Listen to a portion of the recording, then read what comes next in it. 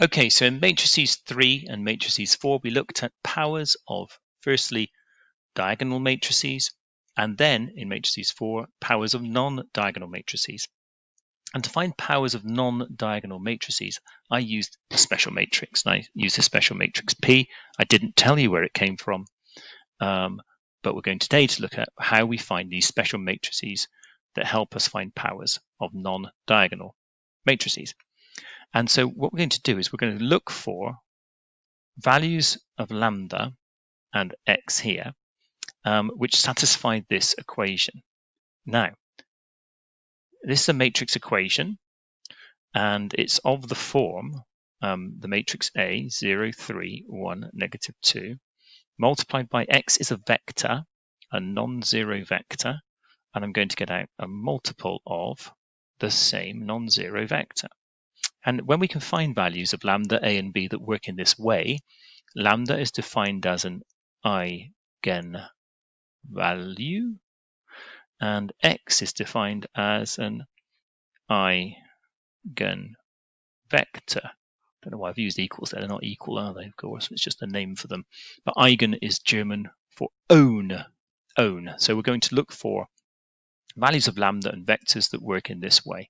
So we're going to start with this vector equation. Sorry, matrix equation. Matrix equation.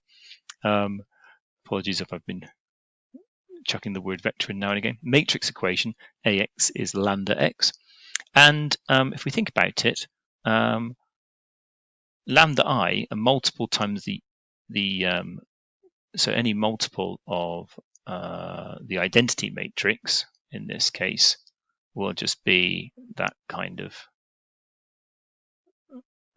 result. And so we can subtract AX from both sides. So we can have lambda x minus AX is 0. But if we want a matrix statement in there, so I can take in the x as a kind of a matrix factor, we'll need to have lambda I there, not just a number. We can't just do a number subtract a matrix. You have to have matrix subtract a matrix. So we can consider that.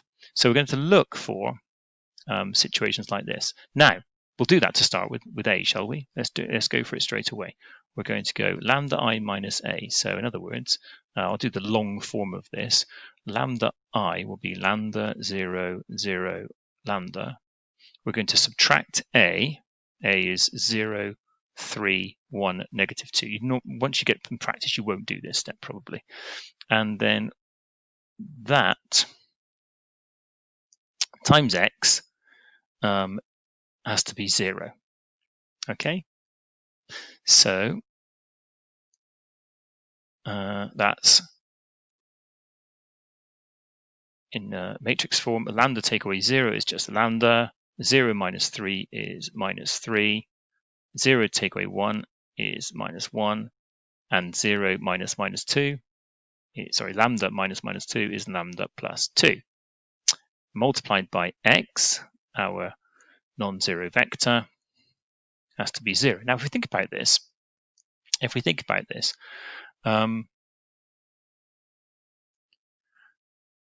for this matrix multiplied by this matrix x to be equal to 0, there's two situations. Either the determinant of this matrix here will be 0, then it would be kind of 0 times 0 is 0, or this matrix here could be 0. But we don't want x to be 0. We want a non-zero vector. So we go back up here. We want a non-zero vector. This vector here in this form has to be non-zero, otherwise it's kind of pointless finding it. Okay, it's a non-zero vector. So what we actually need is this to solve this equation. We want x to be non-zero to find the eigenvector. So the only way that this product of the matrix times the matrix being 0 will be 0 is if the determinant of this matrix is 0. So we consider, this is basically considering lambda I minus A as 0, the determinant of this as 0. And that's the key for finding eigenvalues. So let's have a go at doing that. So what is the determinant of this? It's lambda times lambda plus 2, and then it's minus negative 1 times negative 3. So that's minus 3, and that's got to be equal to 0. And this is going to give us our eigenvalues. We're going to solve this, so we get a nice quadratic out. Let's solve this nice quadratic. I think it factorizes, doesn't it? Is it plus 3 minus 1? So we get 2 eigenvalues. And these are our eigenvalues. These are our eigenvalues. Nice, that was pretty fast, pretty easy to get there. So we just to remind you, we consider the determinant of lambda I minus a, and we've got to make that 0 because we're trying to find solutions of this equation here, and we don't want x to be 0, the vector x to be 0. We want this, the determinant of this, to be 0 because we want non-zero eigenvectors. So now we should be able to find some eigenvectors which go with this. So let's find our eigenvectors which go with it. So let's go for lambda is 1 to start with. When lambda is 1, let's go back up to this bit here, that equation there. When lambda was 1, I've got to solve this equation. But lambda's 1, so I've got 1, negative 3, 1, negative 3. Oops, a daisy. I've got 1, negative 3, because lambda's 1 now. What are the other two entries? Let's go back up and have a look. Oops, can't quite get that. Negative 1 and lambda plus 2. Negative 1 and lambda plus 2, but the 1 lambda plus 2 now is 3. And I've got to solve it. And this vector x, now x, if you remember, I called it AB, and that has to be 0. So just to remind you what I've just done there, here, this matrix here is lambda I minus a, and this vector here is the vector x. And this is going to be the corresponding eigenvector to this particular eigenvalue, lambda is 1. So can we solve this equation? I think we probably can. Look, ooh, it's a daisy. I think we probably can. Going through all my past work there. I think we probably can solve this. Let's have a go. So 1a.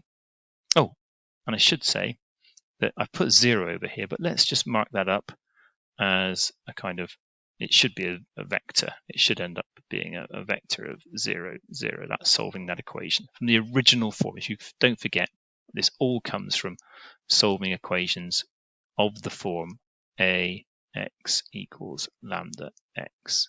Okay, all comes from this idea. This is how they're defined. So let's go for it now.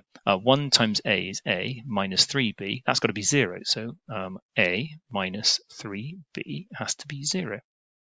And here we get minus a plus 3b is 0. Now it's a non-unique solution. It's a non-unique solution because we're just looking for a corresponding vector, and there's infinitely many corresponding eigenvectors.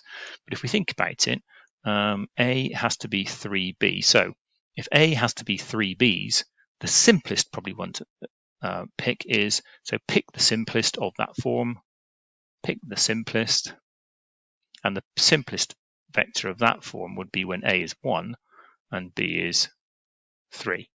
I think that's just probably the easiest form. A is 1. No, other way around, isn't it? Oops a daisies. Oops a daisies. A is 3b, of course. A is 3 lots of b. So b can be 1, and a has to be 3 lots of that. There's the corresponding eigenvector for that. Okay, so let's now try and see if we can find the other eigenvector. So we've got an eigenvalue of lambda is 1, gives me an eigenvector corresponding of 3, 1. Now let's do the other value of lambda. The other value of lambda was negative 3. So let's put negative 3 in there now. Lambda's negative 3. Again, we have to go back to consider this previous form of the equation. And it was lambda minus 3 minus 1 lambda plus 2. So lambda minus 3. So lambda minus 3 minus 1 and lambda plus 2 minus 1 and lambda plus 2, so negative 3 plus 2 is negative 1. And that has to be multiplied by AB. I'm using AB again, but I think that's okay. Maybe I'll just draw a line between these things here to make sure they're separate. And that again has to be equal to the 0 vector. So we can solve this again, can't we? Look, negative 3 times A is negative 3A, negative 3 times B is negative 3B, and that's got to be 0. And negative 1A minus 1B, that's got to be 0. And again, it's a non-unique solution, but we just need a vector of that form. And again, pick the simplest. Well, if negative A minus B is 0, that means that A has to be negative of B. A has to be the negative of B. So we could choose two different vectors. Couldn't we choose the simplest? The simplest vector where A is negative of B is either 1, negative 1, or negative 1, 1. Okay, I could have chosen any number of vectors up here too, but I thought that was just the easiest one. Now you're looking at these vectors and you're thinking, okay, so I've got 3, 1, and either of these two. Let's go back and have a look at that P matrix, which I told you about before. Let's go back and have a little look at that. Just add a page here, and then we'll have a little look at that matrix P that we used in the last video, matrices 4, to help us find the power of non-diagonal matrices. Let's go back and have a look at that matrix P. Where is it? Let's have a look. Well, that matrix P is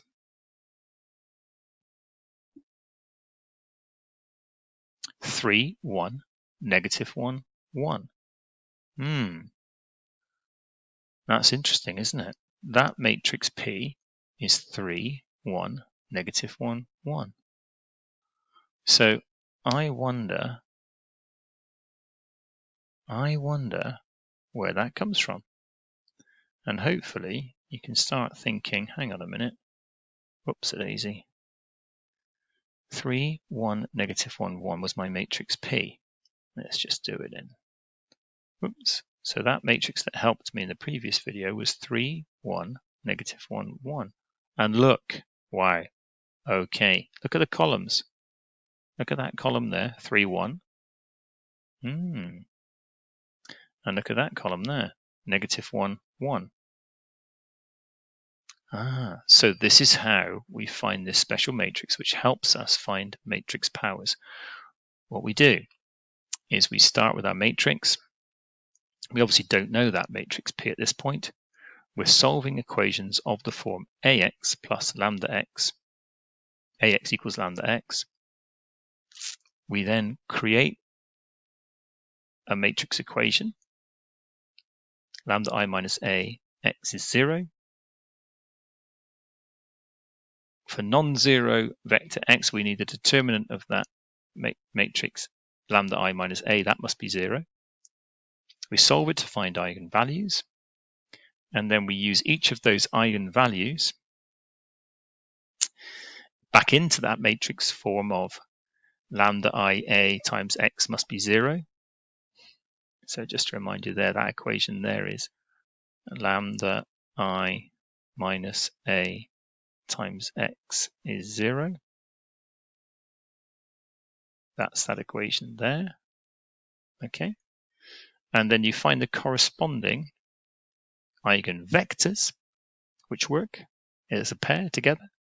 And then those eigenvectors, sometimes you have a choice, of course, you have a choice here. They create, in the columns of that, create that special matrix, which you can then use. You can then use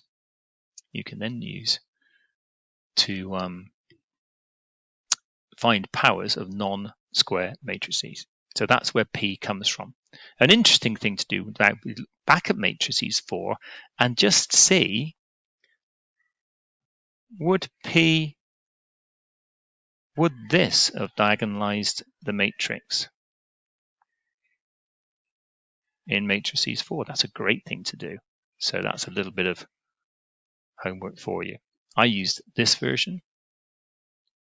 but maybe you could use the other.